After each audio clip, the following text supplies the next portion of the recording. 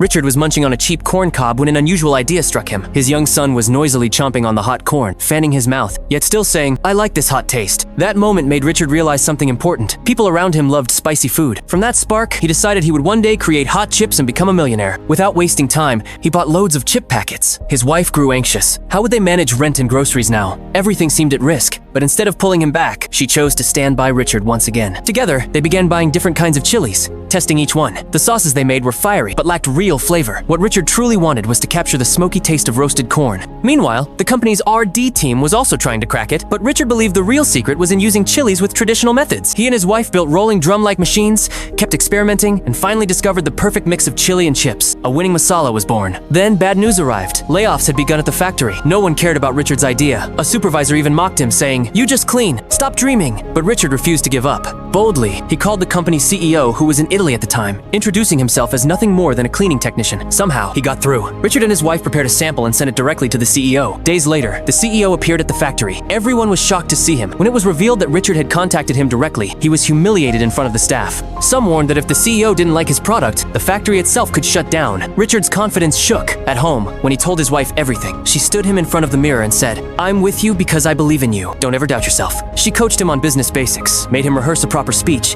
and prepared him to face the CEO with confidence. When the CEO returned, Richard decided he would speak straight from his heart. During the meeting, someone asked, "What is market share?" Richard didn't know the technical term, but he explained it in his own simple way. His honesty, passion, and common sense impressed the CEO deeply. Right then, the CEO approved the product. And so, Flamin' Hot Chips were born. At first, nobody bought them. The packets just sat gathering dust on store shelves. Richard felt defeated until his son reminded him, "People don't even know what this is. We have to promote it ourselves." Inspired, Richard gathered his old friends, the same ones who once sold shampoo to bald men, and together they handed out chips at schools, shops, and on busy streets. They created hype themselves, becoming their own customers. Soon, demand exploded. The CEO called and set a new target, 5 million boxes. The factory roared with activity, working day and night. In just 6 months, sales broke every record in the company's history. One day, Richard's mentor asked, "So, what are you now?" Richard chuckled and said, "I'm still just a janitor. I only ever wanted to fix machines." But when he later went to mop an office, the CEO was waiting for him. The CEO told him, "I also come from an ordinary family. If I had stopped chasing my dreams, I would never have made it here. Having dreams is important, but even more important is having people who support them." With that, the CEO promoted Richard to marketing director. The whole factory erupted in applause. The very first person Richard called was his wife, the partner who had believed in him from the very beginning.